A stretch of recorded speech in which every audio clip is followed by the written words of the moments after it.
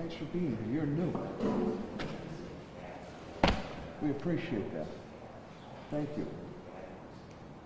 Okay.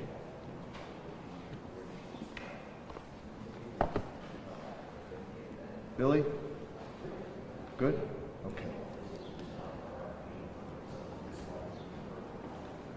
Good morning, everyone, and thank you for being here. To our sign language individuals that are here, deeply appreciate. And new, young man who is new today, we appreciate him being here. And our old standby is here, so we appreciate that very much. Oh, there she is. You switched spots on. You're usually over there. I'm going to take my mask off. That's okay. This ride to remember.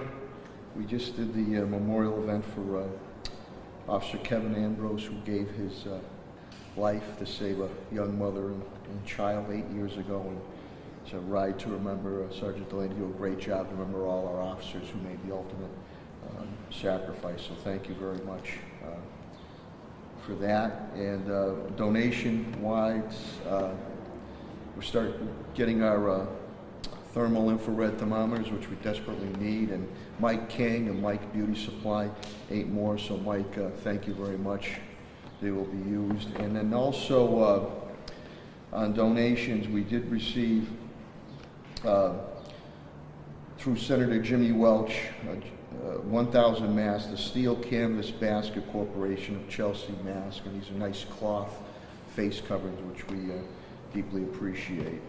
And I'm going to just put these to the side. We're very happy to have from Bay State Medical Center Dr. Andrew Artenstein, renowned. He's done a tremendous amount of infectious disease. He's an Army veteran, and those clandestine operations came in very, very importantly when he was able to get all those PPEs, truckloads there, so we appreciate. He's going to represent Bay State Health Systems, and again, he has a tremendous resume, as does Dr. Robert Roos, who's the Chief Medical Officer of Mercy Health and Trinity. As we've been doing the last few updates, we'll continue to do that. They have important business that they have to deal with at the hospital. And after I give my brief update, I'll turn it over to Dr. Artenstein and Dr. Roos for their updates on Bay State and Mercy. And then we will take any questions from the press pertaining to Bay State and Mercy. Patrick Leonardo from AMR has been a great partner, operations director. We appreciate you very much in being here. And you know, it's a beautiful morning here in Springfield, and we are making headway, and that is because of each and every one of you, our residents of the city of Springfield and the business community of the city of Springfield. We are living in extraordinary times and surreal times, but we are getting there, and the numbers are dictating that, but we have to stay ever vigilant and continue to follow the public health requirements of masking, washing your hands, social distancing. If you don't feel good, stay home. But you'll see it when Commissioner Helen Colton Harris does her update on our bar graft, which you'll be missing the last 2, which occurred over the weekend. But let me just give you a quick update. Friday, we only had 8 cases here in the city of Springfield. Saturday, 18 cases. Yesterday, Sunday, 4 cases. So the trend is going in the right direction from the days, Helen, when we would talk about 100 to 70 or 50 or 80 a day. 2479 is the total count.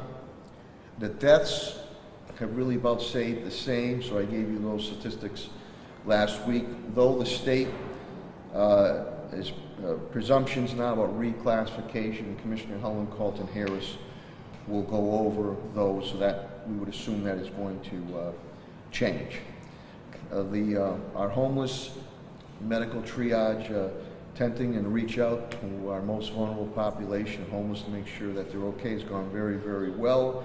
we are starting the transition process to move away from that tent, and Friends of the Homeless and others to move forward. We've really been able to stay on top of that, and I'm so happy that we moved well over a month ahead of time before this really hit, to make sure that the testing and this most vulnerable population was in good stead. And I want to thank everyone involved in that: Helen Carlton Harris, Tim Sheehan, Pat Sullivan, Friends of the Homeless, Bay State, and Mercy, which did testing at Springfield Rescue Mission, Salvation Army, and Bay State, which was the main component, the homeless tent. We really triage tent, and we really appreciate that.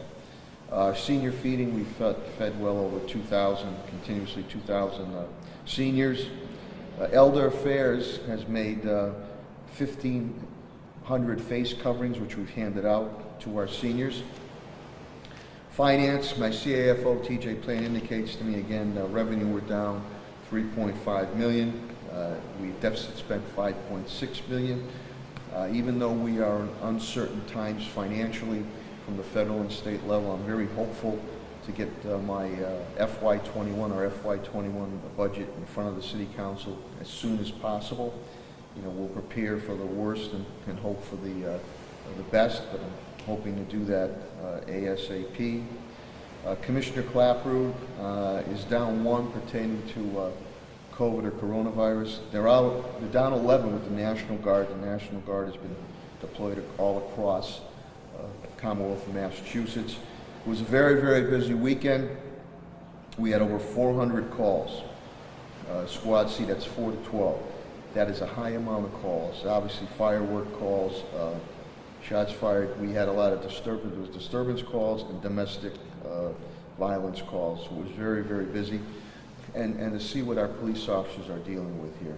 We have a North End drag racing detail. 1 o'clock in the morning, we made sure we intervened to curtail that, and we arrested an individual with a flamethrower and tons of gasoline,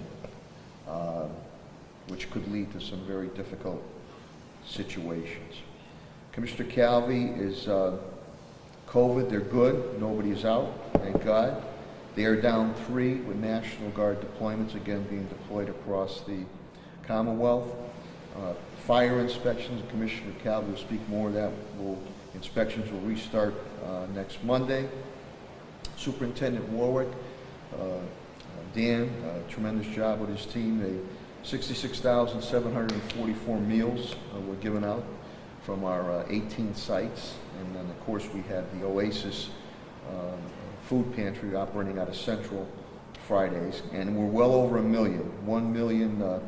1,069,000 meals have been served. We are working with Sedesco and all our other partners. We are going to keep these sites open throughout the summer for our students and our families, the young people of the city of Springfield. Danny will speak more. He continues to retool on the summer programming and continuing education. Danny will speak to you more. Commissioner Riley, strong message that a hybrid fashion of going back to school in the fall, and that more looks like a 25 to 50% rotating hybrid, but Danny can speak more to that as this evolves. DPW will be at full strength, Director Signoli, tomorrow. They're nearly at full operations right now. There's been some delays at the burn plant, so please, our residents, be patient. There might be a little bit of a delay on the pickup of your refuge. Pat Sullivan has done a great job, again, all around, especially in our phase reopening as we start to transition to phase 2. The initial reopening has gone very, very well. I talked to residents and constituents who come in here. They love it. The appointments worked out well. The city employees like it. And, we'll re-examine that when we properly can as we move to phase 2. You got to remember now, under the governor's restrictions, you're still at 10. So it makes it very, very difficult. Pat can speak to you. Summer camps most likely going to be remote. Golf courses are going fine. we're going to be working with Helen Carlton Harris on the health area. I believe that the splash pads we're going to be looking at. Pools are going to be very difficult because of the restrictions and the health requirements. But we want to give some type of cooling and water relief to our residents and to our children and kids.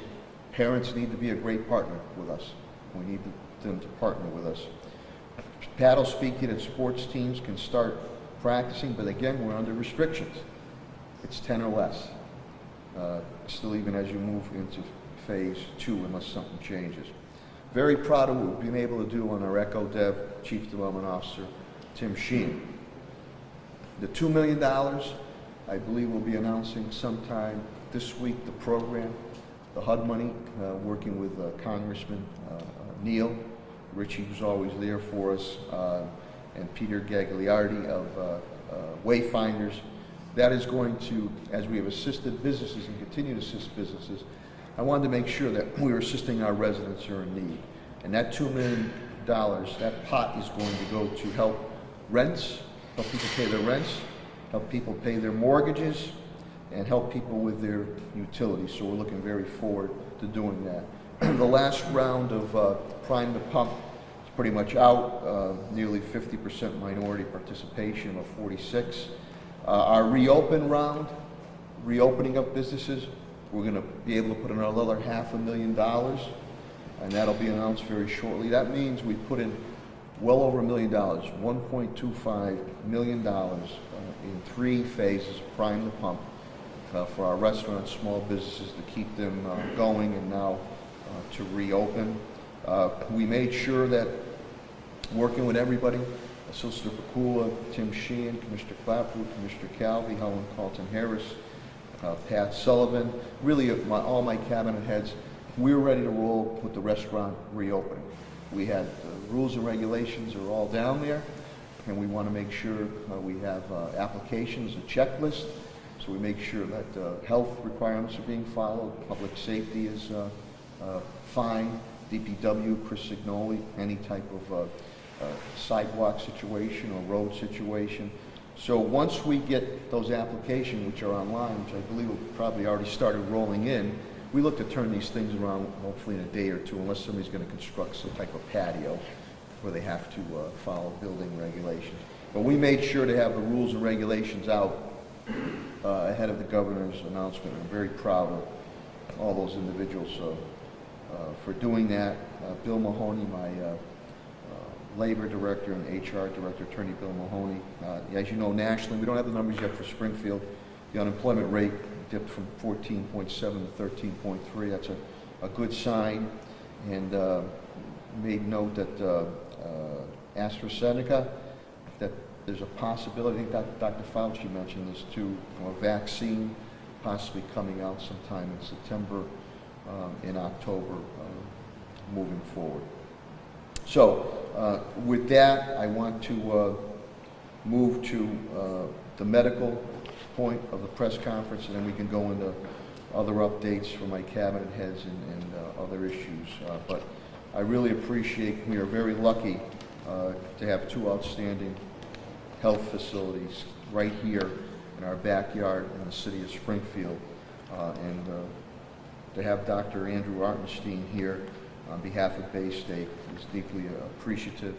So at this time, I will bring up Dr. Andrew Artenstein from Bay State Health Systems, Bay State Medical Center, a leader in the infectious disease operation, well respected across the country. Dr. Artenstein.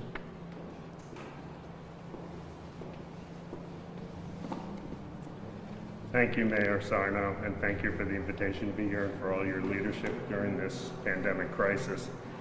Also like to take the opportunity to thank Commissioner Carlton Harris for her leadership and commitment to the people of Springfield, and Police Commissioner Clapwood for her leadership and support of the community, especially during the recent difficulties, both with the pandemic and also with the protests. Also like to thank you all here in the media, because frankly you do a great service to our community by conveying important information that people need to understand during this very difficult time. As the mayor said, I spent 10 years active duty as an Army physician, And when I got there in the mid-'80s to Walter Reed, we were fighting a global pandemic called HIV, which we're still fighting almost 40 years later. When I got to, after I left the military and I got to Brown University in Providence, the medical school, and created the Center for Biodefense and Emerging Pathogens, the first emerging pathogens we dealt with were anthrax right after 9/11, as you recall, and smallpox, which was a threat but never materialized. But nonetheless, these were global emerging pandemics. In 2020, we now have an actual realized global pandemic of massive proportions, which is, with any luck, a once-in-a-century catastrophe. But it's not over, and I think I would echo the mayor's sage guidance, which is that we're practicing all the public health interventions. We're practicing great caution in the state of Massachusetts and in Western Massachusetts specifically as we go about the process of trying to get back to a new normal. Let me first start by saying that I'd like to acknowledge all that's going on in our community and across the globe, but especially in the United States, around health equity, racial injustice, and to acknowledge the free flow of free and largely peaceful protest, which is critically important. Bay State Health throughout the years, I think you folks know better than I, has supported the community in a variety of ways, continued to do so.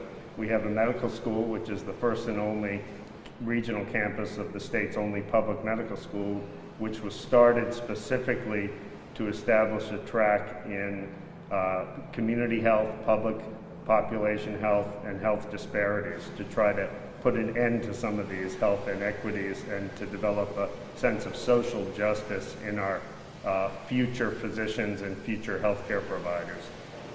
We have some early successes. We also have partnerships with the city in terms of educating and training high school students for careers in health. We have a charter school in the city, again, to try to partner with our community to have the health service in the community better represent the residents of the community. And finally, we established the Medicaid ACO, the Be Healthy partnership with Caring Health, Bay State Health, and Health New England 3 years ago now to care for 40,000 of the most vulnerable citizens of our community in Springfield. Let me turn to the health system briefly, what's going on at Bay State Health today. Dr. Roos will then brief on what's going on at the Mercy system. We've seen a steady, slow, gradual, painfully slow, but thankfully ongoing trend in declining cases. We've dropped below 30 hospitalized patients with COVID-19 for the first time in 3 months today. Our ICU counts are in the single digits today across our health system. That's very good news. Hospitalizations and critical care patients are a surrogate for the level of illness in the community, and we've seen from its peak in late April to the current time, we've seen a steady decline. I expect to continue to see that for the time being, although there will be what we call sawtooth patterns.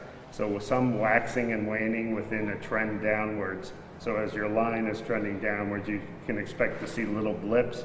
Those little blips quite possibly may become bigger blips following the last few weeks of eased restrictions and then with the mass gatherings that we've seen over the last several weeks, starting with Memorial Day, probably going on through the summer.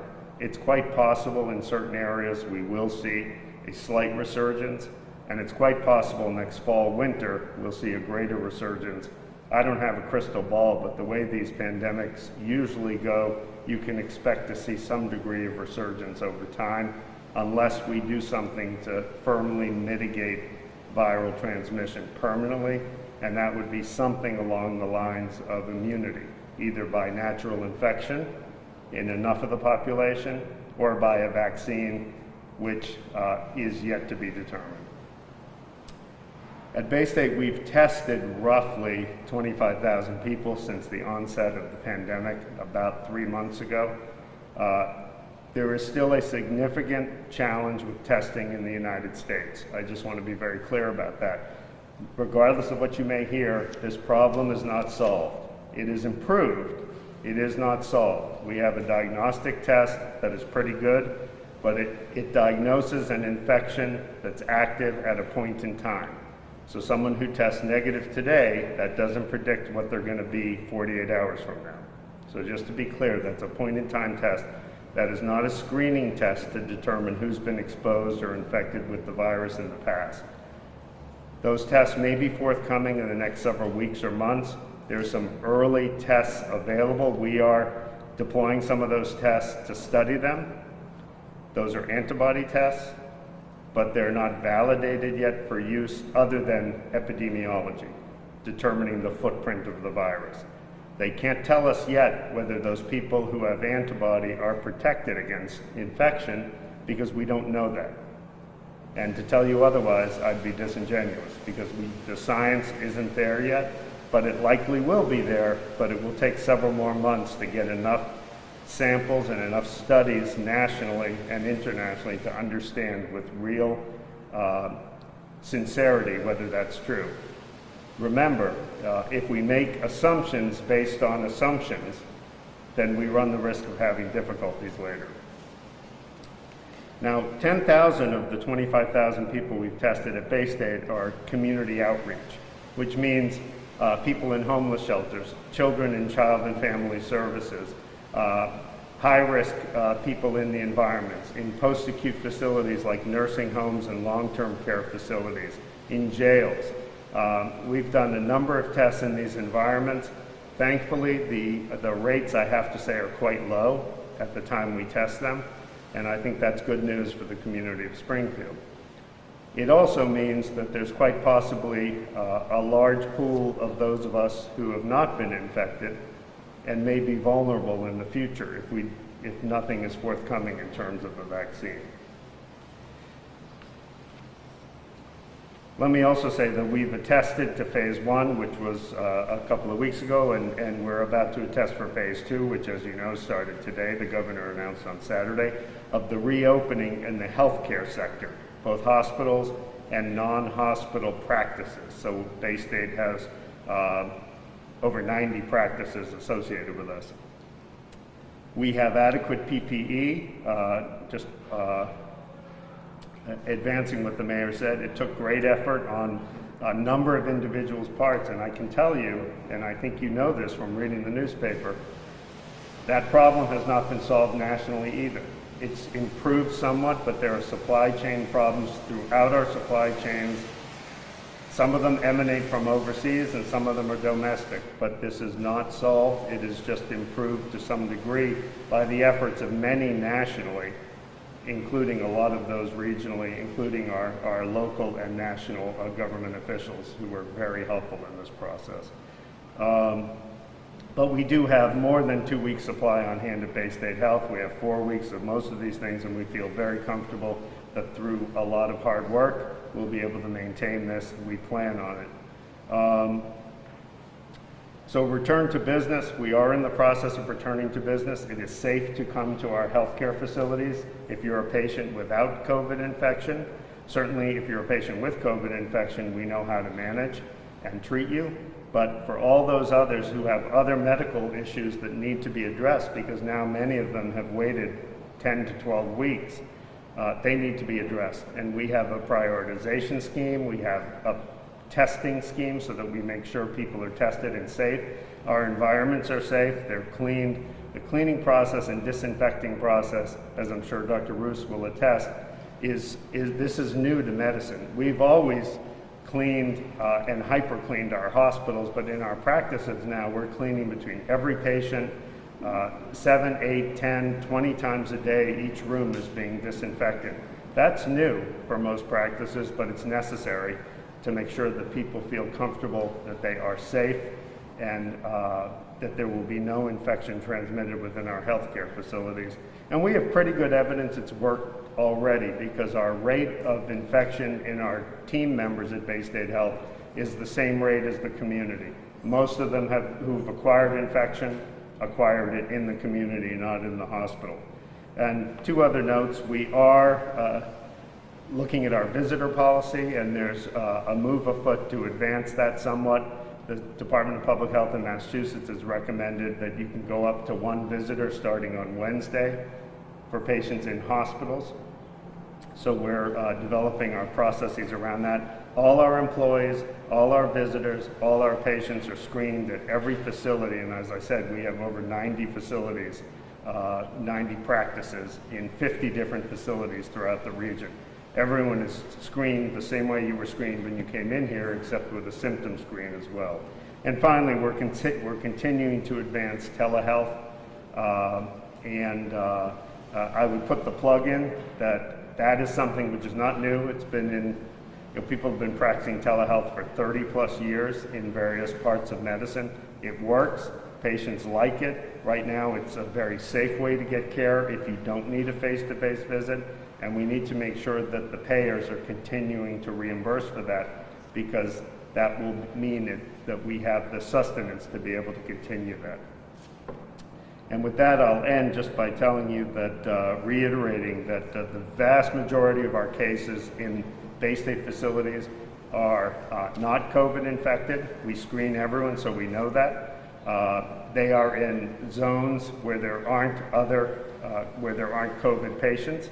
We have separate zones in the emergency department for those who are at risk or suspicious for COVID or confirmed, and from all others. And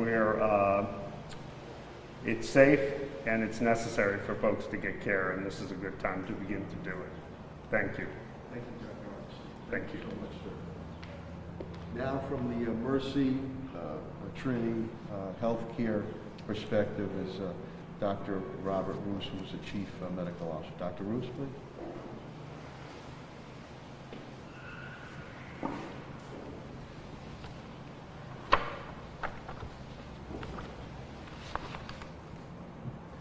So good morning, everyone. Thank you, Mayor.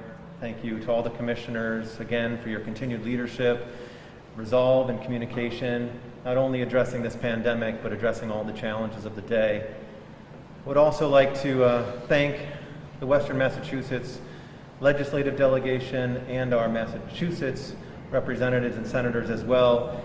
As in healthcare, we continue to also deal with the significant financial challenges that the pandemic has created, for their ongoing support and to ensure that Massachusetts is treated equitably in regards to federal funding. Thank you also to the media for your continued efforts and work in reporting on critical issues that are both important and timely. I do hope that everyone had a safe and peaceful weekend. There's no hiding that this past week has been challenging. It has been full and marked by both great struggle and protest, yet also significant momentum and progress. We are fighting two crises, a COVID pandemic that we've been fighting in this state for the last 4 months, as well as the epidemic of racism and violence that has created inequities, health disparities, and preventable death for many generations. We've seen over the past week that they continue to collide in many ways, and that if we don't address the current situation as well as the underlying causes, it could create even more destruction. Yet I would also argue that if they are addressed, that it can also lead to some great positive change that's desperately needed. Last Friday afternoon, a community of providers, colleagues, and supporters of Mercy Medical Center gathered outside while wearing masks to take a moment away from caring for patients to honor the dignity and life of George Floyd and the innumerable others that have suffered at the hands of injustice, to listen, to reflect, and ultimately inspire additional actions to move the arc of this moral universe a little bit closer to justice. And as I've said before in regards to COVID, we know what the actions are needed to carry us forward. We know what we need to do to heal ourselves in terms of testing and treatment. We know what we need to do to prevent the spread in terms of social distancing and masking. We know what we need to do to protect against this in the future in regards to the development of vaccines and treatments that may be able to treat mild illnesses. It's not easy, it's not going to come right away, but we know that these approaches and actions will work. The science and data at Mercy continues to show that the efforts that we're putting into place throughout our community are showing positive results. In terms of hospitalized patients, today at Mercy Medical Center, we have 8 patients with confirmed COVID infection, the lowest we've had since the peak of this pandemic, with only 2 in the intensive care unit, of which only 1 is on a ventilator. We've consistently had 10 to 12 cases over the past week, and we've now had 10 weeks of steady declines, with some of the sawtooth pattern that Dr. Artenstein mentioned, but overall declining numbers week over week, with now far lower than 10% of our total inpatient census comprised of those with COVID. In regards to testing, we have tested 13,000 individuals, and our percentage of positive tests has also continued to decline week over week for the last 10 weeks, and now sits at just about 6% over the last week, from well over 40% at the peak of the pandemic. And in fact, for patients that are being seen and tested through Mercy Medical Center proper, we're now just seeing 3 or 4 positive tests per day. I do look forward to the day when we have no positive tests and no patients hospitalized with COVID. With both of our positive trends continuing, Mercy Medical Center is poised to take the next step in terms of reopening for Phase 2, as outlined by Governor Baker on Saturday. This week, hospitals are able to begin to expand and offer more elective, non-essential services, including all types of procedures, with the exception of purely elective cosmetic procedures, as well as screening studies and routine office visits. This means that you do not need to delay those important studies like colonoscopies or mammograms that could detect early cancer, or follow-up visits for chronic conditions like diabetes or high blood pressure or asthma any longer. We are here for you, and we can see you in the office if that's the best place to see you, or your primary care providers or your specialists could see you through telehealth, through an audio-video visit that could be done from the comfort of your own home and your own phone. This is an area that over the last several months has transformed significantly, and one that's going to continue to transform with the right type of support going forward during and in a slow or post-COVID world. Right now, 60 to 70% of all of our visits in the offices of Trinity Health Medical Group are performed through telehealth. And as a patient or a family member, you can initiate a visit by going directly online at trinityhealthofne.org/virtual, and you can get a visit within 1 day. So whether you're concerned about COVID or not, it's a great way to see a provider, and another way that we're providing safe care for you and your family. If you do need to come to the clinic or hospital, as we've mentioned before, we have COVID-free zones. We have enhanced our screening protocols at all of our entrances. And we have robust infection control procedures like the cleaning and disinfection mentioned by Dr. Artenstein. We have more than adequate capacity in our hospitals and PPE. And we've begun testing all patients now for several weeks that are coming in for procedures or that are being admitted to the hospital. We've also begun offering the antibody testing to some of our colleagues. All of this in the name of safety for you and your family. Over the past several weeks, we've also reviewed what it's been like for you to seek care at hospitals during a pandemic. And we've reviewed surveys for your feedback to understand how people are feeling about their care and how we might improve. And by and large, the people that have come to the hospital for procedures or to the emergency department or admitted to Mercy Medical Center have felt that their care was safe and high quality. Here's a quote from a young woman. "Thank you for making the experience of giving birth to my first child a positive one. I felt safe and well taken care of, especially during this chaotic time with the COVID virus. Or from another older gentleman. No one really likes a trip to the ER, especially given the circumstances with COVID. I was seen almost immediately, tested, and given information, and I was out very quickly. And for these others, I was a coronavirus patient. Thank you to all the nurses, doctors, and all the staff who were caring for me. You are the greatest. We know that these are challenging times. They've been difficult on our colleagues on the front lines. They've been difficult for our patients, for the families, and for our entire community. And one of the most difficult aspects has been the challenges when somebody's admitted to a hospital and they've been unable to have visitors. So by the end of this week, we do also expect at Mercy Medical Center to be revising our policy in alignment with the Department of Public Health's guidance to allow one visitor per week, one visitor per patient, later this week for non-COVID care patients after they pass a screening. So as we now enter phase 2, we have a long road ahead of us, one that's going to come with additional twists and turns. Yet with all of these efforts, this care safeguard that we put into place and the continued focus on masking, physical distancing, and hand hygiene, and if we continue to follow the science, I'm confident we will continue to move forward together. It's been our legacy to transform so that we meet the community's needs, and we have done just that. Things may look and feel a little bit different,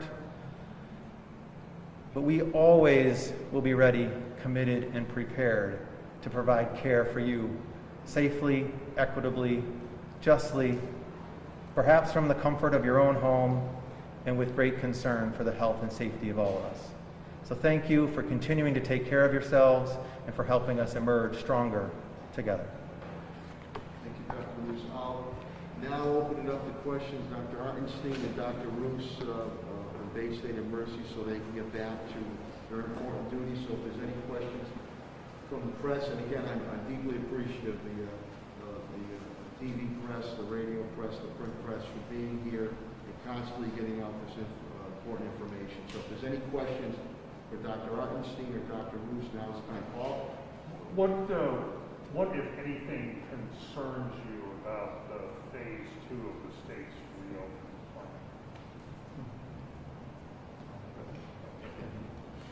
So I'm not sure that there's anything in particular in phase 2 that's concerning to me. I think at this moment we've seen positive trends. The state has been very diligent in monitoring the data and using science to guide the future plans in regards to how and when we reopen.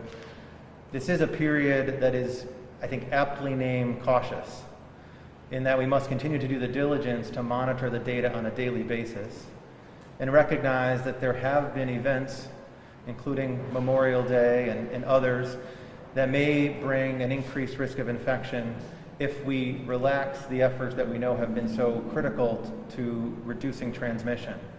And those preventive efforts are the ones that we continue to speak of in regards to masking, hand hygiene, limiting gatherings. So I think in regards to this is an important time to demonstrate from the hospital's perspective that we have put into place all the safety protocols necessary to mitigate or eliminate any transmission in facilities, and that patients feel safe returning for care because of the concerns that if they continue to delay, there could be worse outcomes. Yeah, thank you. I agree with Dr. Roos. I actually feel, to be honest with you, quite comfortable with the pace that has been undertaken. I think Massachusetts has done a great job to date, and cautious is a good approach to this, and I think we're being cautious, but it is safe. I recommend it to a loved one. Actually, this would, in some ways, be a good time because people are hyper-vigilant to seek care for a non-COVID related issue that needs to be addressed, even though it wasn't an emergency. So I feel very comfortable with the way things are moving forward. I think it's time, and I think we want to get on top of those issues which have now had to wait for several weeks to a few months in some cases, but that at this point need to be addressed, and people are safe to do so. Any other questions of Dr. Artenstein, Dr. Roos? Say again? Dr. Arnstein, we're starting to see in some parts of the country, not nearly dramatic uptick in some cases, but you're not necessarily seeing the same uptick in either deaths or hospitalizations to COVID. Is there any insight in as to why that might be happening, where you can still see some cases going up, but there doesn't seem to be the same tax on the healthcare system that there was 3 months ago? Let me just be sure of what you're asking. You're asking that there are some instances where you may see increase in cases, but not increase in sick patients. Paraphrase. Right, that are taxing the healthcare system. Yeah, well, it's a great question, and I think a fair amount of that is likely reporting increased testing. So the more you test, the wider a net you cast. You will get a lot of negatives. As Dr. Roos said, we have the same experience. Our daily percentage of positives has steadily gone down now to the low single digits, especially over the last week. So you will see a slow reduction, but you'll also see more positives. The larger denominator you capture, you're going to see a few more people with positive tests, and those get reported as increased cases, but they're not sick cases. Now, there are places in the United States, and Massachusetts is not one of them, where if you look at the numbers, I looked yesterday evening across all 50 states that are seeing increase in sick patients as well now. You know, that's why we are working very closely with Bay State and Mercy daily to make sure, and I hope I'm wrong, if there was any surge or uptick, the capacity they have to handle that, to quickly identify, isolate, mitigate, and contact trace. And that's probably behind the scenes, but it's been so invaluable working with Bay State and Mercy to give them the capacity, if there was an uptick, that we could handle. Any other questions again for Dr. Arnstein or Dr. Roos? Another question on that front. Is there any indication that places that might have been hit a lot harder, like Massachusetts early on, might be at less of a risk for some type of resurgence as opposed to places that just didn't have the same number of cases per capita that we did?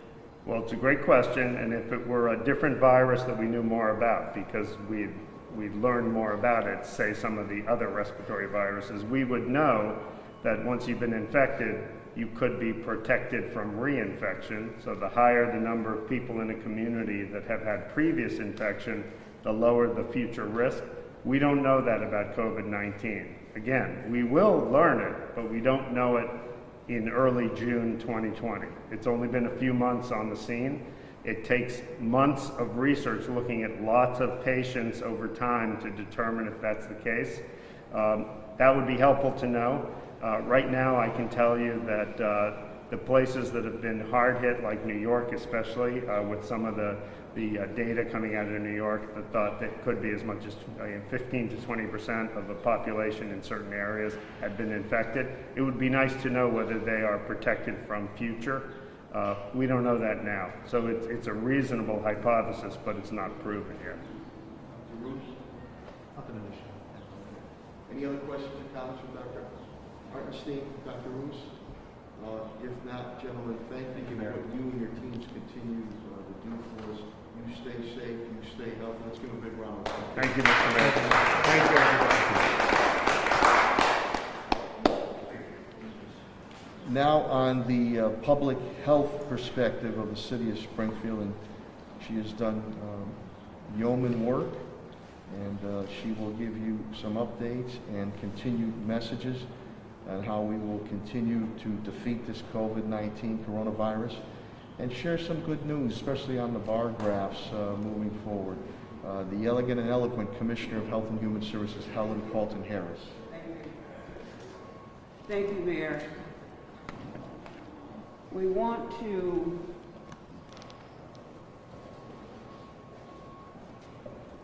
start to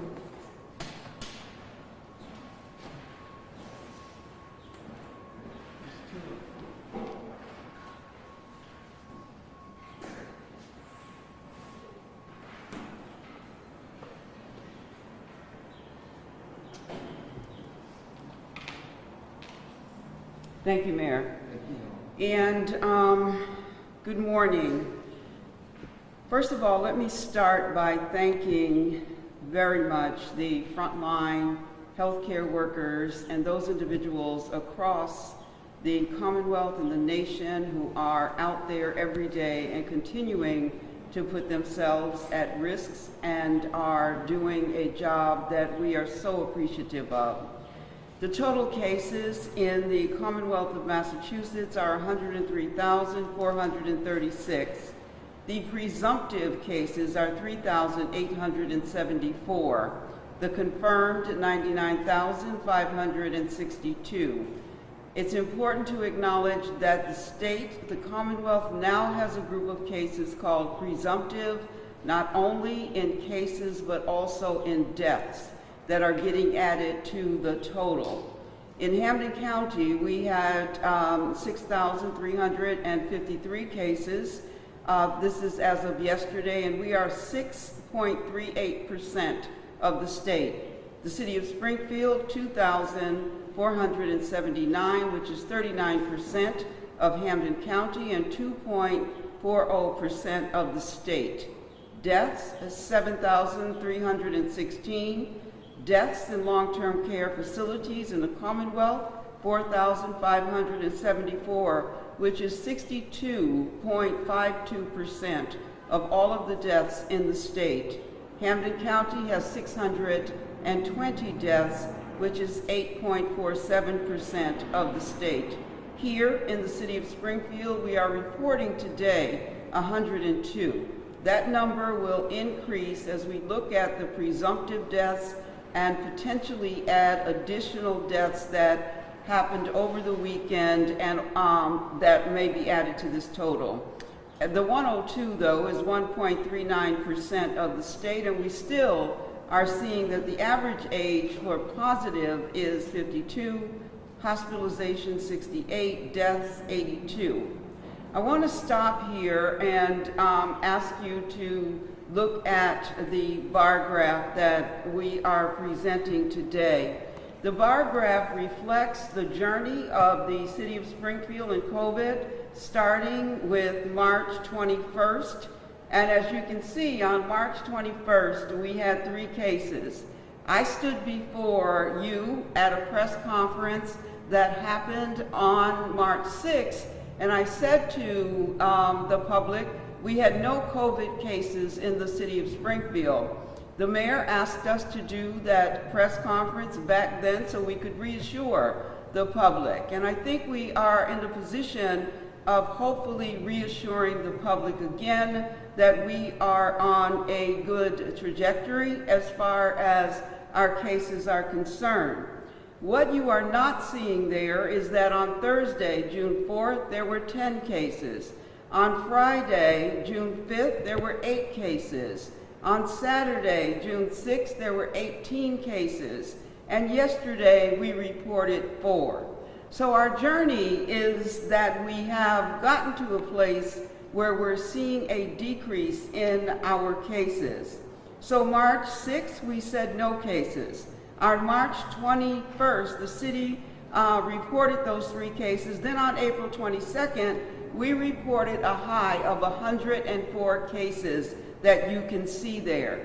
Yesterday, we reported 4. That represents a 96% decrease.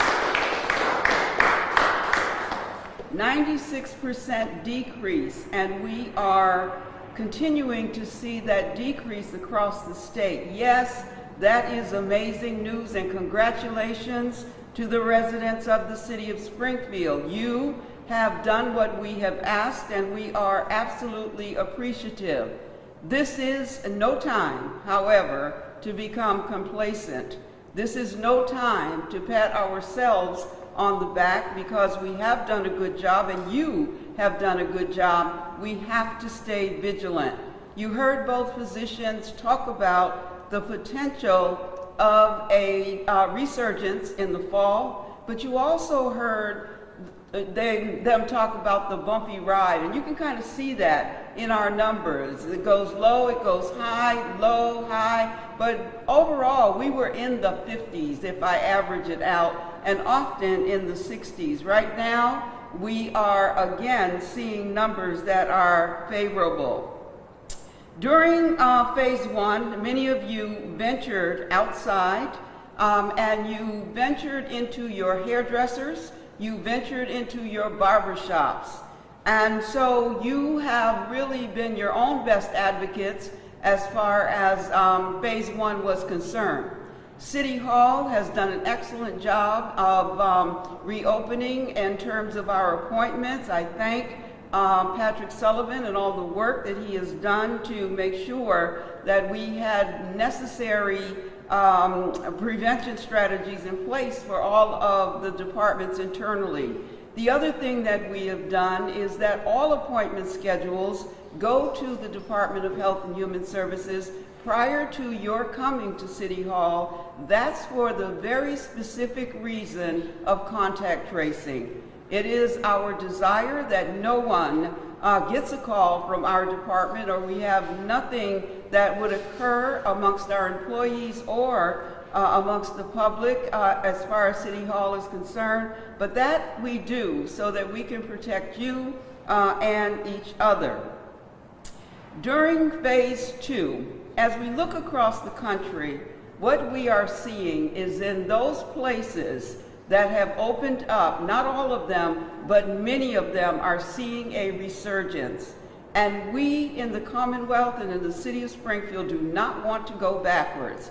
And so what we are asking is that you continue again to be vigilant as we move into phase two.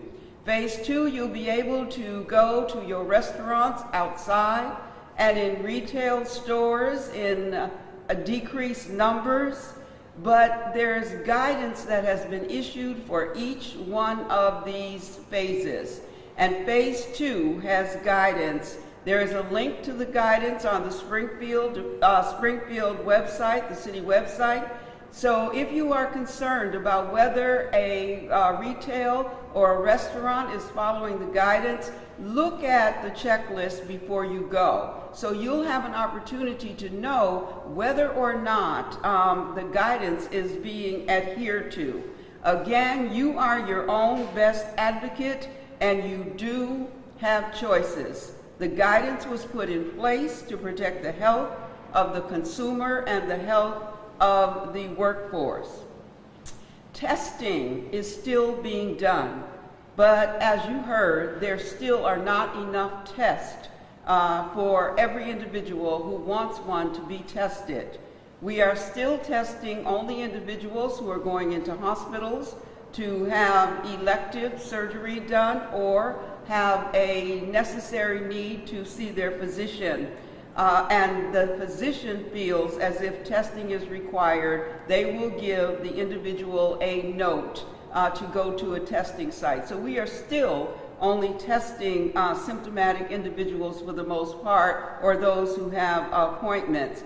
We still believe that our ability to know the penetration of this virus in the city of Springfield and around the country is going to come if in fact we have tests that are readily available for any American who wants to be tested. Then we will know the penetration of the virus. We are not there yet, but I am grateful to all that has been put in place to do the testing that was necessary. We've tested our homeless population. We've tested our first responders who have required them. We have tested individuals who have symptoms, and so we have tested residents in the city. Our testing sites are still up. Caring Health Center is doing testing for their patients. Mason Square has testing for Bay State. Carew Street testing Bay State, as well as Brightwood Riverview testing Bay State. I think I said Mason Square, but if I didn't, that is a testing site as well. So we have testing sites throughout the city, and if your doctor gives you a note, you are readily available. The testing is readily available. So we know that there could be potentially a second phase of infection in the fall, and we are thinking about that as we ask you to be vigilant. The goal of our job in public health is to ensure that the residents of the City of Springfield have access to appropriate, language-specific, culturally appropriate, and accurate information in accordance with the guidance of local, state, and federal public health authorities. And our job is to ensure compliance with the prevention and intervention guidance to promote health and wellness. Until there is a vaccine, our non-pharmaceutical interventions that you've heard over and over again are important. Do not shake hands or hug. Wear a face covering. Stay at home if you're sick. Hand hygiene. Social distancing of at least 6 feet from an individual. And contact tracing. If you get a call that says that we want to talk to you about the contacts that the people you've been in touch with or in close proximity with during a period of time, please readily give those names. It is only to protect you, your families, and the residents of the city, first responders, as well as those you might come in contact with. So we are cutting down on community spread. Finally, if you did, to those of you who participated in the protest over the weekend, I was heartened to see that the majority of individuals that I saw were wearing face coverings. And I am extremely appreciative. I understand that there are times that we feel strongly about situations in our nation that we feel as though we want to take a risk. The risk comes with consequences potentially and could potentially come with resurgence. And so what I want to remind individuals is if you are out, if you are involved in a protest, if you are out of your house around other individuals, do this for me, please. Wear a face covering. Try to socially distance from those individuals who are around you. Protect yourself, protect your family, protect the residents. And so again, I am extremely appreciative of all you have helped me with, all you have helped us through. And we said to you on March 6th, when we did our first press conference, that we will get through this together. And Springfield and Western Region, we're doing it. Keep it up. Thank you. Did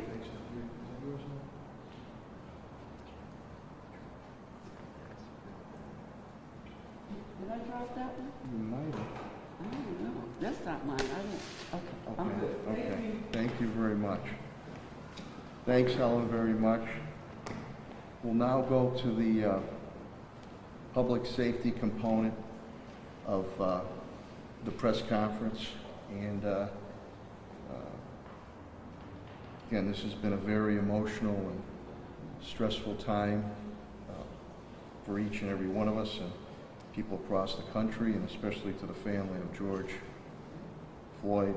And again, our thoughts and prayers go out to his family and his friends. And it has been stated before from Commissioner Claproot and I that what occurred to Mr. Floyd was absolutely atrocious, and justice must and will be served.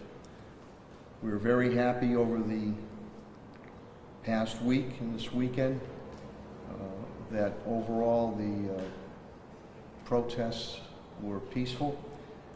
I did receive a couple of calls from Lieutenant Governor Karen Polito during these events on the weekend, and Attorney General Maura Healey, and both of them stated unequivocally, better to be overprepared than underprepared, and continue the message which we have been doing of peace and calmness, which we have been doing. Now, I said to you when these protests started, and mainly overall, the people have been wonderful, especially young people. Some testy times with nothing that was completely out of hand, that I don't care what nook or cranny here in the city of Springfield. If something was going to occur, I would do the same thing in every part of the city of Springfield, which would be to make sure that our peaceful protesters are protected, to make sure that our residents are protected, to make sure that our business community is protected, and to make sure that our police officers are protected. Now, the information and the intelligence that we receive from the federal level, state level, and local level, and I want to give a shout out to my Chief of Staff Tom Ash and Darrell Moss, D. Moss out of my office, allows us to make sure that we are prepared for especially outside insurgent groups looking to cause trouble. And we have to be prepared on those threats to life, those threats of destruction to property, and act accordingly. This is worn on me and my administration, in my family, these past 2 weeks, because we care. We don't want to see anybody get hurt. We want to see the right thing done pertaining to the tragic killing of George Floyd. And unlike in other cities, knock on wood, I'm not perfect. Commissioner Clapprood is not perfect. Our police department is not perfect. But I think we have put across many preventative programs that have allowed us not to face a violent uptick. Whether it's the, Mr. Floyd's brother, Felonius, is going to be testifying before Congress. And his major message is about de-escalation training and community policing. Well, Springfield has been doing that for a number of years with de-escalation training and C3 policing, Flex Ordnance Squad. The DOJ just called last week, am I right, Commissioner Clapprood? With everything going on with the pandemic and now these protest marches, every department that was moving forward on body-worn cameras stopped.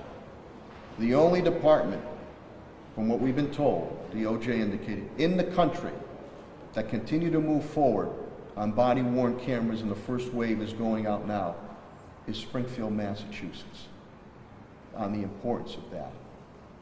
And I'm continuing to enhance and build the relationships with every and all in our community, no matter what creed, color, and background.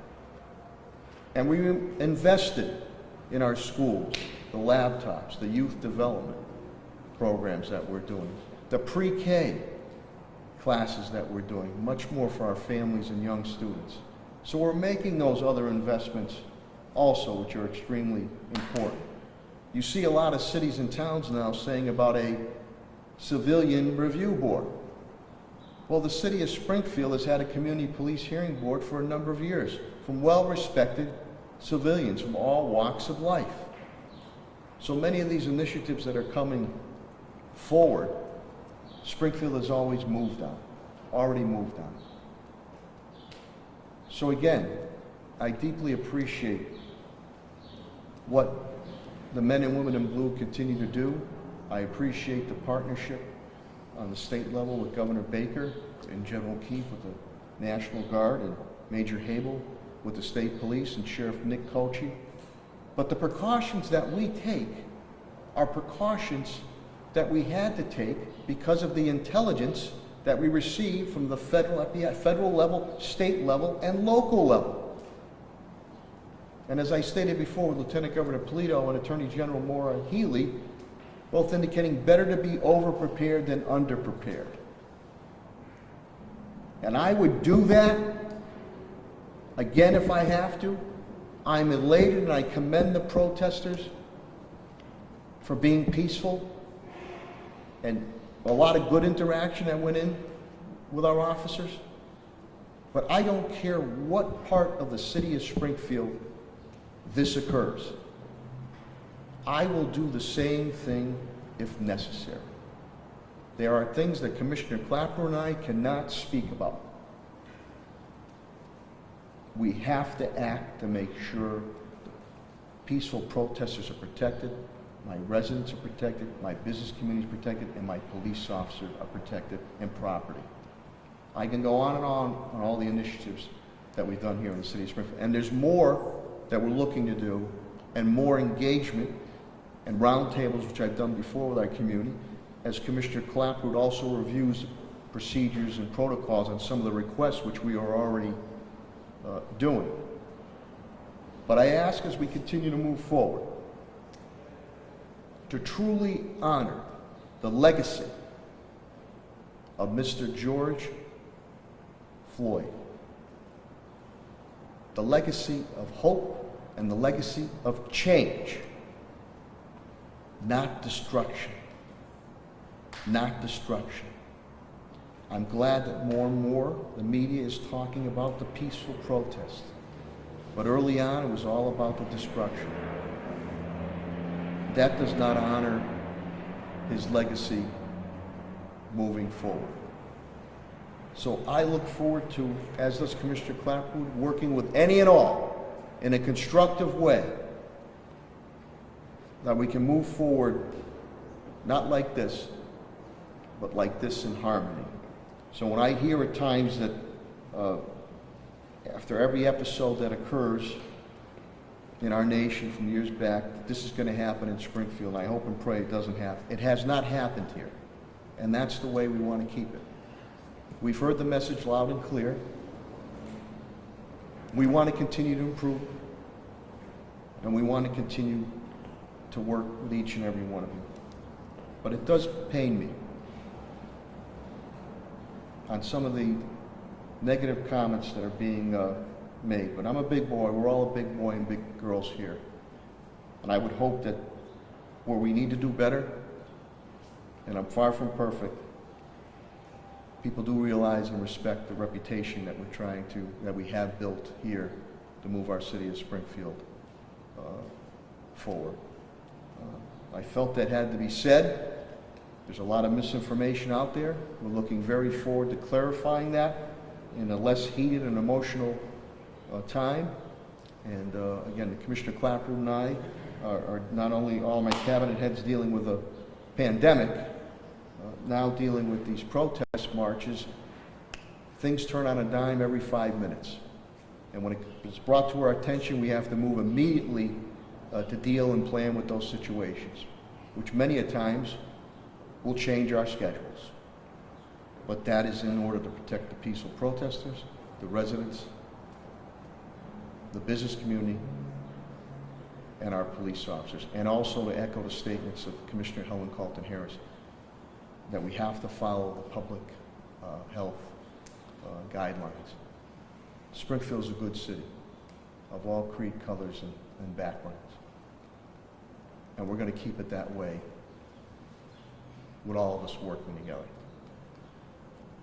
So with that, I know I gave a dissertation of war and peace there for you, Commissioner Clapwood. I'm going to bring up the Police Commissioner of the City of Springfield, Cheryl Clapwood. Thank you. Thank you, Mr. Mayor. Good morning.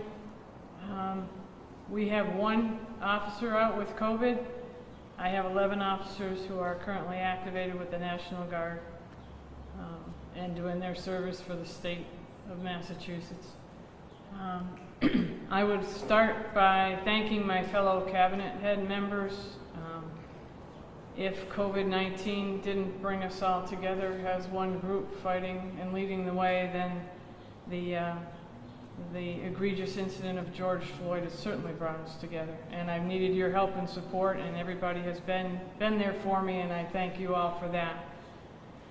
I thank the mayor for his support, and he's been there with me late at night and over the weekends to make sure that everything goes as peacefully and as smoothly as possible.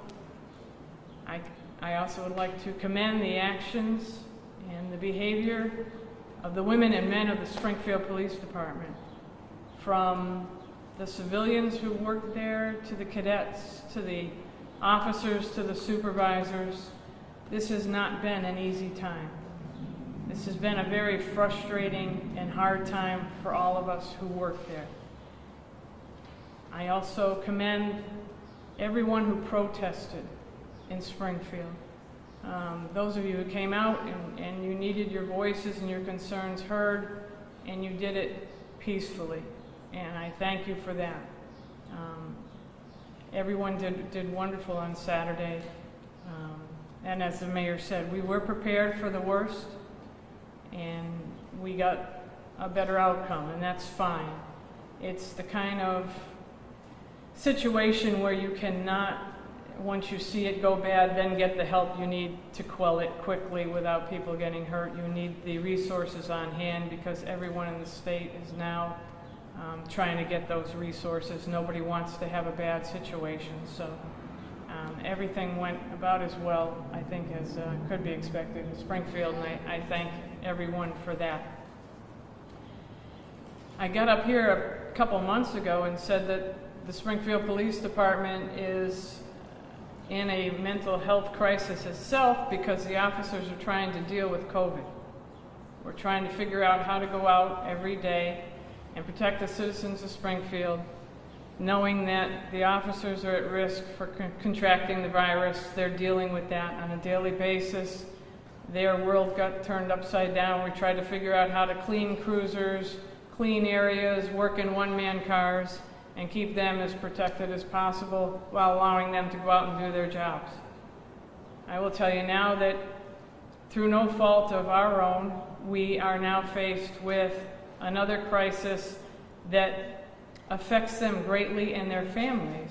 They do not work in silos, they do not work in bubbles, and are not affected by any comments or criticisms. They are now facing these comments and criticisms amongst their own family, friends, and peers, and their own groups. It is a lot to ask of them to come in and put on the uniform and forget feelings of family, friends, and groups and act as one behind your badge and don't let it bother you. I have had some very candid conversations with both minority and white officers on my department as to how they're feeling, and it's a confusing, frustrating time. I will continue to meet with groups of officers to make sure that everybody is getting any mental health counseling or help they need to deal with this stressful time. I thank them for their honesty with me. I thank them for upholding their oath and doing the best job possible. Their patience and their understanding for the protesters on the street have been an enormous help to me in keeping everything calm and peaceful, and we'll move on. I look forward to talking to anyone about facts and truths and programs and what's going on now, what we'd like to change, how we'd like to change it, what are my policies and protocols, is there something I should adapt to? What do the officers think about it? What does the community think about it? I, along with the mayor, we're willing to meet with anyone and have that frank discussion. I am proud that our department did continue with the body-worn camera program. As the mayor mentioned, the DOJ did say we were, if not the only one, definitely a few who continued on with that program. They said we were the only one in the country that continued on. I think now more than ever it's a very important program, and I didn't want to delay that anymore. So I'm proud of those who have helped me with that program, and we continue to do that. And we now have 12 cameras out on the street, and we'll deal with any of the little glitches and the problems that come up on a smaller scale before we go out full scale with the department. But I'm proud of that. I'm proud of my command staff for the help they gave me over the past 10 days in preparing for all the protests and keeping everyone safe on both sides. I will tell you what concerns me is over the weekend, during a drag racing detail, we seized a flamethrower with canisters of fuel. This flamethrower had been activated recently, and they were practicing with it. There is a disturbing video with it. And we, of course, have seized numerous semi-automatic and AR-15. I don't even bring them up anymore. We're doing that on a weekly basis.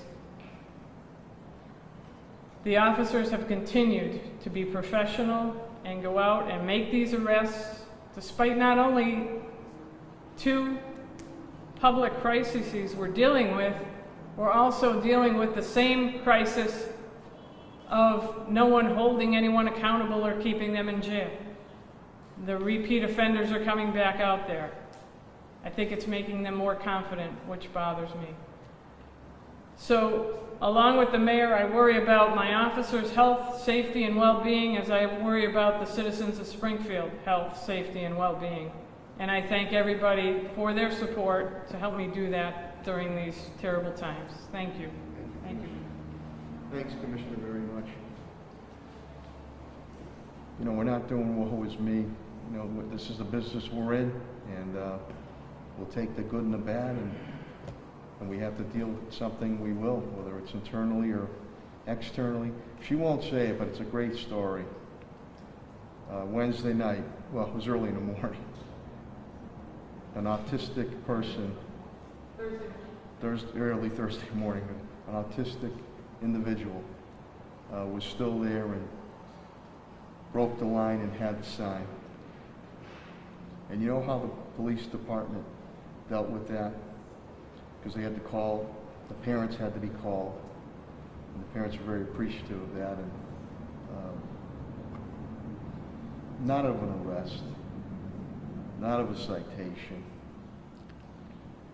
but she had indicated that she got hugs, Commissioner Arnell and the staff. She was able to, she said, I pet the dog, okay, and get a teddy bear. That's how you diffuse or de-escalate a situation. We do have heart, even though it's a difficult job. And before I bring up Commissioner Calvi, I think Commissioner Clapper has said it. Nobody hates a bad cop more than a good cop. So we'll continue to move forward. And with that, Commissioner Calvi, the Commissioner of Springfield Fire Department, has been a great partner. Matter of fact, some of the tactics that he put forward, the EOC, the governor, are going to adapt it, and cooling aspects and the relief trucks that are there with that. And that's all attributed to the leadership of Commissioner Bernard B.J. Calvi. So an update on the fire side, Commissioner Calvi.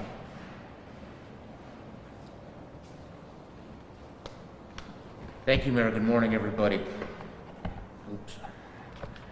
First, I'd like to thank my firefighters, my supervisors, my command staff for the efforts they've been putting in over these past several months, and especially this past week as we've worked to help support the Springfield Police Department in their efforts. I'd like to thank our partnership with AMR. They supported us over the weekend, and they did an outstanding job. On the COVID front, we currently have no employees out with COVID-type symptoms or illness. We do have 3 members called up with the National Guard. With everything reopening, we will begin smoke detector inspections this following Monday, so people can call in and start to make their appointments. We're going to start trying to catch up on our smoke detector inspections that were deferred for the past several months. And we'll be having more on that as this week goes on. On the fireworks front, fireworks in the state of Massachusetts are illegal, and it could be disastrous for people to be launching fireworks in a city like ours that has so densely populated with houses on top of each other. Please do not use them. There's been a lot of complaints over the last several weeks of people launching fireworks, and it is just a recipe for disaster in a community like ours to be using fireworks. And that's all I have for this week. Thank you.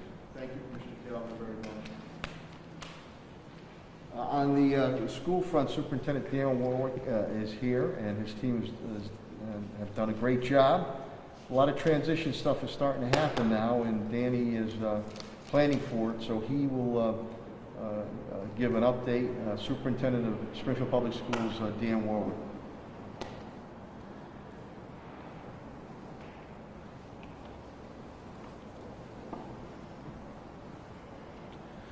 Thank you, Mayor. We were very proud this week to go over to Bolin School and announce that over 1 million meals have been delivered to families in the Springfield Public Schools since March 16th when this crisis began. So that the outreach by staff and our partner Sodexo has been incredible. We're now, after the weekend, we're at 1,068,956 meals out to families. And just this weekend, because we give the food out on Saturday for the entire weekend, we did 66,744 meals. Absolutely incredible. A great work of our staff, and just appreciative of the mayor for his support with that. Absolutely incredible. We're going to continue that program throughout the summer. So all 17 sites will be open all week during the summer, as well as Central on Friday. As I've said before, we're going to have a remote program this summer, and we're going to expand our summer school program. Put an extra $250,000 into an enrichment program for all of our students. We had a tremendous reach out with laptops out to families. We're going to leave those laptops out all summer so that the kids can use them for their regular summer programs and the extra enrichment programs that we're going to offer this summer. One thing this week, I'm very proud of the staff, put together a great graduation program for all of our high schools. And 4 more of our high schools will have their virtual graduations on Focus Springfield, Channel 15, starting at 6 o'clock, starting with Putnam tonight, but going through the week. And each school has also designed services in person so that the kids could come in with their caps and gowns in an appropriate socially distancing manner to have a personal interaction, have pictures, and a stage experience. So that's been rather incredible. We do have some additional guidance from the commissioner. This fall, the intent right now from the commissioner is to open across the state live in a hybrid manner. So with some of our kids coming in on a rotating basis every day, probably up to 50%, and the other kids staying on remote. Now for families who are comfortable with a remote only and don't feel comfortable yet with coming into school, we're going to offer that possibility for families as well, so they could stay remote until we're past this crisis. But we're going to offer a live program, or that's what we're planning for in the fall for everybody. We're going to do the same thing with families with transportation. We're going to design the transportation program, but again, families that don't want to come into school but don't want to avail themselves of the transportation, we're going to communicate with all the families and make those arrangements as well. So we're planning for a live hybrid opening in the fall, but in summer we're going to have remote learning continuing and continuing our feeding sites. We'll probably keep our feeding sites even open in the fall because not everyone's coming in every day. So that's where we're at this point. I think the support with the laptop program, I want to thank the mayor as we had to expand. You know, we were 1-to-1 in grades 3 to 12. The mayor helped us so we could go 1-to-1 K to 12, so we could really continue with everyone having a laptop at home who wanted one. So thank the mayor for his support with that and the team, and also for their support in helping us get the PPE so we'll be ready for the fall. Thank you, Mayor. Thank you. Thank you, Superintendent. And as the superintendent indicates, you know, we'll have to work out the logistics on this. This is obviously the PPEs, but also where does the temperature taking, masks going to be, where does the temperature taking take place? We assume that that's going to have to be. We don't know yet. We'll follow the guidance of Commissioner Riley and Health Commissioner Helen Colton-Harris here, but those temperature takings with limited bus numbers might have to take place before you get on the bus. But hey, you know, we have a can-do attitude here. All this information, by the way, in a recent Commonwealth Magazine article, I don't know if it was a little while ago, I believe Springfield could be the only one in the state every day. And I want to thank my communications director, Bill Baker, and Molly Shea from my office. Every day we put out an update. We put out an update every day to give you the information of what is going on pertaining to this pandemic, COVID-19 coronavirus, as we move to continue to defeat it. Speaking of every day you see those DPW workers out there.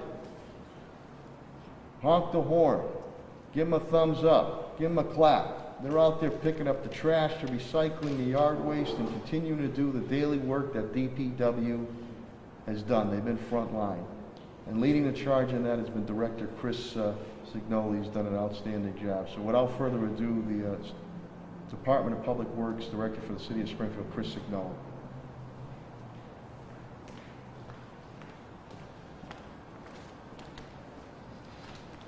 Mayor, thank you very much. With regard to DPW, starting tomorrow, we should be at full strength with regard to employees related to COVID. All DPW services now are in full swing. Sidewalks are being repaired and replaced in the city. Other construction projects are going on. Over the weekend, we've had some problems over the past couple of weeks at the burn plant in Agawam. Covanta Community Eco Power, our partner, they've had some problems. There was actually a fire there over the weekend, so we may have some extended days with trash pickup this week.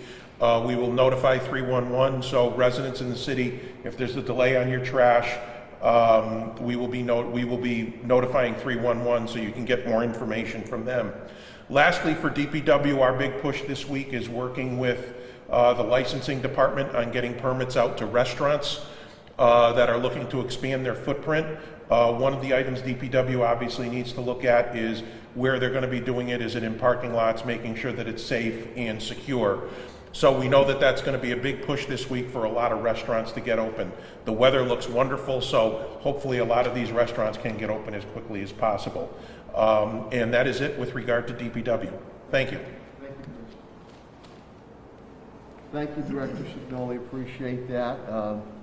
Pat Sullivan, who I call the Wizard of Oz, the Director of Facilities Management, our Park Superintendent, has had his hand in many of the things we're doing pertaining to COVID. He's been a key leader on the reopening, the phased-in reopening. So Pat will give an update on all his divisions. So Superintendent and Director of Facilities Management, Patrick Sullivan. Thank you, Mayor. Over the weekend, the governor released the Phase 2 guidelines, and I was in contact with our Commissioner of Health and Human Services. And as positive as the news is, as you read the guidelines and how to implement this phase, it's not easy to make the decisions to ensure everyone's safety. So with those strict guidelines that are involved, it would be very difficult to open our summer enrichment and our campsites by keeping them to 10 or fewer participants. And realizing and talking with Superintendent Dan Warwick, he is developing a very strong enrichment program for our youth. So the department will be supporting the school department as they prepare their curriculum for summer programs. Golf course restrooms are now open, concessions will remain open, and the safe social distancing masks required will be in place. Pools and 5 Mile Pond will be very difficult to open when you consider a 40% capacity. It just is very difficult and not practical in an urban setting, and then the disinfecting that would be required at the bathhouses. So with that in mind, we are going to put our resources in providing hand sanitizers at the splash pads. 18 of our 19 splash pads have continued fresh water. It's not a recirculating system. So again, in consulting and working with our Commissioner of Health and Human Services, we feel that we can put in place a safe summer for our children to use the splash pads throughout the city. It will be very important for parents and guardians. We're going to be depending on them to educate their children, ensure the safety, make sure that they use the hand sanitizer stations that will be at those locations. And if a splash pad happens to be crowded, you might have to visit it later on in the day. But as always, with all of our summer throughout phase, probably 3 safe social distance guidelines will be adhered to. Playgrounds and swings will open. Signs will be posted today reminding parents and guardians again of the safe social distance protocols. Barney Carriage House will remain closed at this time through phase 2 as we await further guidance from the Commonwealth. Sports teams are allowed to begin practices. However, again, that's 10 or fewer participants. And again, we will be giving out permits for those practices, but they will also be given the guidelines that will be required for those to take place. And then finally, tennis matches may commence in the city under those strict guidelines. And again, I just want to thank all my fellow cabinet members for your support as we've reopened, the department heads as they've been returning. It's been great. And again, to the park and facility staff, they've done a great job in making sure that we keep everyone safe. Thank you. Thank you, Director Sullivan. And Economic Development, my Chief Development Officer, Tim Sheehan. In essence, by the announcement coming this week, we are going to be putting out, or have put out, will put out $3.25 million in grants to restaurants, small businesses, and our residents to help them, the residents, with their mortgage payments, their rents, and their utilities. So we've been trying to, and those are grants, not loans, well, under federal state, those are grants if you meet the qualifications. So I'm very appreciative of Director Sheehan and his team for continuing to move this forward, and also working very closely with Congressman Neal, who's always been our friend and conduit on the federal level, and Bill Tranghese, to make sure we're getting the flexibility with HUD and CDBG funds to help our residents and business community. Chief Development Officer Tim Sheehan.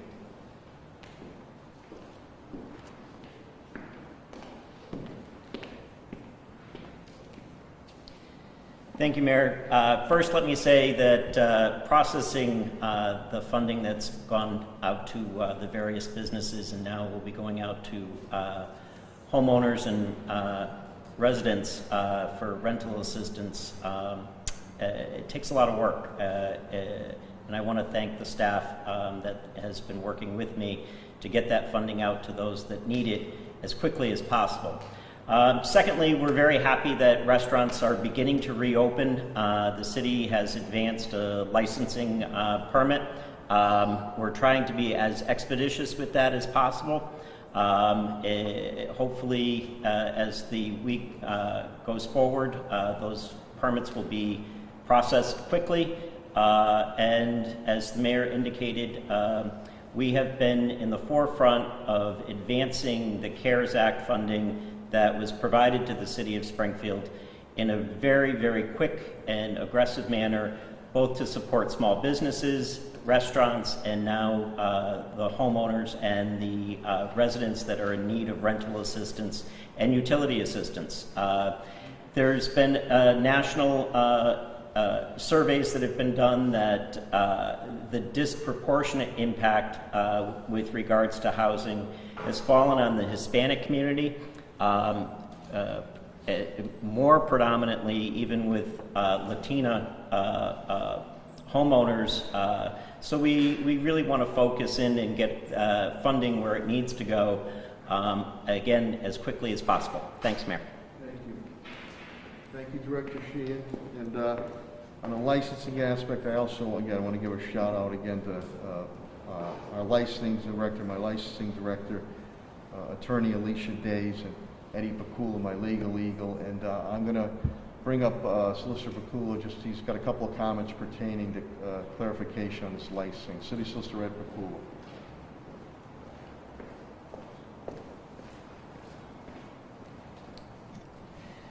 Thank you, Mayor. I want to build on a few things that Pat Sullivan and Tim Sheehan said.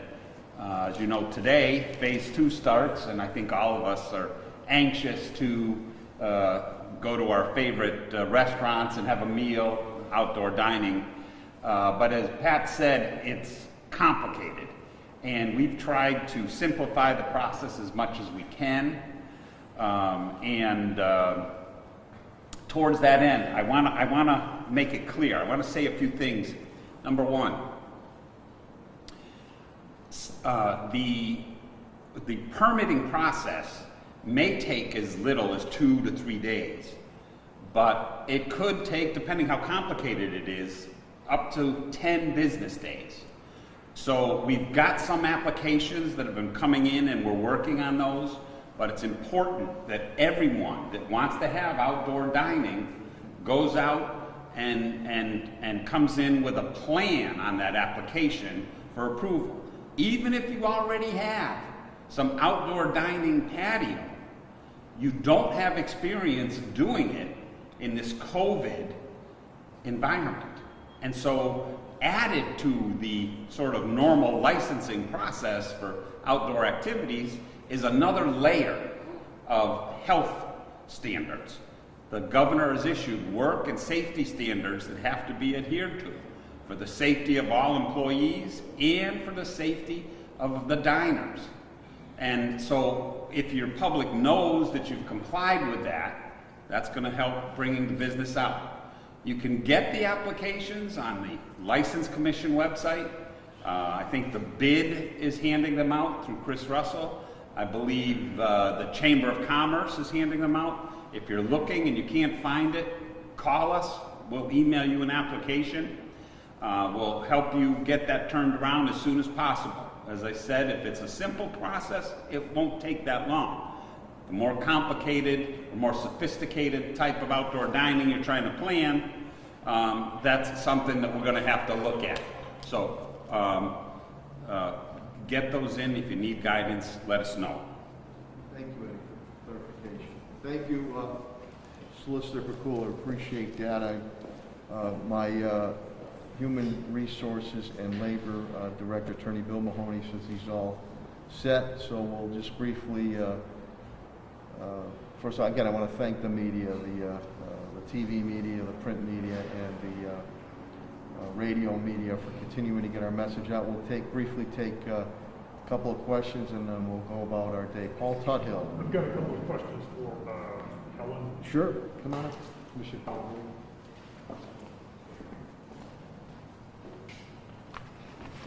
The mayor mentioned that you're going to be winding down the tent complex on Worthington Street. Can you discuss that? What's the plan for winding that down? Currently, in the homeless tent structure, there is one individual that is being housed there right now. That individual will finish their quarantine on June 9th, which is tomorrow. At that point, we have worked with Community Support Options and Friends of the Homeless, and they are comfortable that they have a structure and a process for quarantine moving forward. But having said that, we are still going to be in the position, should we experience a spike, the staff is ready to be redeployed in order to stand up the tent. So currently, we expect tomorrow to be the end of the round-the-clock staffing, and then should we need to re-engage, we are prepared to do that. So you're going to close it, but the physical structure will remain there? That is correct. We have a memorandum of understanding with STCC until the end of July. So we know that minimally the structure will be there until then. Should we need to extend that for some reason, I'm comfortable that the mayor will have that conversation with the STCC president. But right now, the end of July is when our MOU expires. Do you know the total number of people who were cared for there? I don't have a cumulative number, and that's something I can get to you, but I know that we have had upwards of 15 to 20 individuals in the tent at a specific time. And again, that is rolling. That would be a maximum. Those individuals have been discharged. We have sent some to the state COVID positive hotel, and others have remained at the structure. Now the other facilities, I believe this is probably the last one that's left, because I know the state over the weekend said that they had discharged their last person from Newton Pavilion, which was the homeless facility that was set up, and the one that was filled up at the Boston Convention Center, I believe, is still in place, but there's nobody there anymore. So this, I think, is it as far as statewide goes. Because all the motels now have transitioned back to they can accept lodging as of today. The majority of the structures that were stood up for homeless individuals have been shuttered at this point. It's my understanding there could be potentially just a few cases that are in hotels, but they are not pervasive. There are not a lot of them, but you're correct. Across the Commonwealth, we are seeing that those numbers are declining. Paul, can I just say too, Helen and I, if we didn't make this move, we probably, with adding on the Springfield Rescue Mission, the Salvation Army, well over 200 and something, maybe 225, maybe under, let's say south of 250. All the testing that we did, the isolation, the mitigation, the quarantine, I think in one hand, 9 that tested positive. Now, if we didn't do this, unfortunately, with a very vulnerable population, homeless population, this could have went through the homeless sector like wildfire. So our strategy is paid off, and I want to thank everybody involved from Helen on down. I want to thank President John Cook, Springfield Technical Community College, and the Board of Trustees, because when I called and asked, they didn't hesitate, and I thank them, and I won't forget that. Just on another question for... Can I just add to the mayor's point? When we stood up the tents, as you remember, it was at the beginning of this pandemic, and we had no idea what the numbers were going to be like. And obviously, when we heard the data from Boston, where they tested 700 and 200 were positive, we certainly wanted to err on the side of caution and have a structure that was state-of-the-art that would house those individuals who we knew were vulnerable and could potentially be at risk. In a different area that's under your purview, the libraries, when will they be offering curbside pickup? And I believe is the next step that they can begin under phase 2, right? That's correct. It is my understanding that the libraries will begin today with curbside service. The curbside service will be done by appointments, and residents will need to make an appointment, but curbside service is anticipated to start today. And I ask that we have patience as we move into this new area of trying to get books out to our residents. But again, phase 2, curbside service. Well, thank you. That's why Helen and I didn't bring it up immediately, because as she used the word anticipated, we are hopeful that they're going to be ready to go today, but be patient. Could be a day or two. We're going to make an announcement, but that's what we're looking at. But call ahead. I got to tell you. Call ahead of time. Obviously, you have to make an appointment for that. Thank you. Thank you. Thanks, Helen. Any other questions or comments? Question for Commissioner Clapper. Matt?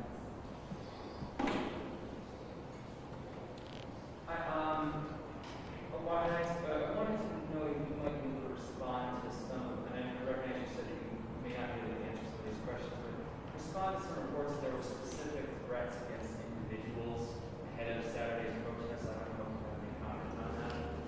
There were, and I can't really, Matt. And really as far as the George Floyd, there's a lot of discussion about some of the changes that need to be made. Some of them are quite radical. But one thing that some people have discussed is how much police are doing that might be outside of the realm of policing. I was wondering if you had any comment on things that have, for lack of a better description, fallen on Springfield police officers, but may actually be better served if they were farmed out to other city agencies, maybe might be done more efficiently outside of a policing context, so you can focus on actual policing. Yeah, one of the main ones, Matt, that takes up an awful lot of our time and we're really ill prepared to handle was the bump in the mental health calls. I mean, even before COVID, because of the shutdown of a lot of the beds and the availability, we were dealing with people with mental health issues, and officers get a little bit of that in the academy, but obviously not as much as a mental health worker. That's why we teamed up with Behavioral Health Network, and we started putting them out with the officers. Now they are responding. There's so many of the calls. They actually respond by themselves to some of these calls, and they will let us know if they need assistance, which is about 70% of the time, that they would rather have police standing by. But we're more qualified to stand by to prevent a breach or to prevent someone from being injured from violent behavior than we are to diagnose the mental health issue, or has the person been involved in the mental health field before. So having those workers has been a tremendous help, and I'd like to do more with that. But it's things like that we're really not prepared to deal with. And a lot of the issues with juveniles and kids, the mental health and the status of children in school, we are certainly able to stand by and help school counselors and teachers and people in the school system, but they know better how to handle children and what the child specifically needs than a lot of times the law enforcement officers are. So those are two examples where we should really take a step back, and we really need the help of some professionals for those specific situations. And just real quickly, what division of the Department of Justice would have meant said to you that Springfield was the only one that was continuing with body camera? It was from the DOJ. I can get a clarification from you if you want. Ryan Walsh actually got that email, so he has it. He indicated it was the DOJ. Thank you very much. Thank you. Any other questions or comments? Just to clarify with Pat about the pools, Mr. Director Sullivan? Again, Paul, that's a public health and the logistics issue. Yes, sadly, the pools in 5 Mile Pond will not be opening, as we just cannot meet the guidelines that have been set forth by the Commonwealth and the CDC if they were to be opened. So when we get to phase, whatever the next phase is, phase 3, is it possible that you can open it then, or is it planned that you're just not going to? If I'm reading what the Commonwealth has put forward, I think they've set the guidelines already. I don't think they're going to be reduced in any way for phase 3 regarding pools. Okay, so it'll just be the splash pad and playground. Right. So it appears that anything with direct contact is going to require that vaccine. Even like with contact sports and stuff, it's clear that those are all phase 4 activities when there is a vaccine. So the basketball hoops are out? They're out right now. Yeah. Yep. Any contact is out. Thank you. Any other questions or comments? Okay, hearing none. Again, I want to thank the media, again, radio media, TV media, print media. I really appreciate it. You're getting the information out there. It's important for our residents and our business community. We're getting there. I always say there's light at the end of the tunnel. And again, these are extraordinary and surreal times that we're living in. But with adversity builds character. And I want to thank each and every one of the residents of the city of Springfield and the business community for your partnership and collaboration with us, and your patience and understanding as we move forward to defeat this COVID-19 and coronavirus, and as we move forward to properly honor the legacy of hope and change for Mr. George Floyd. God bless you all and stay healthy.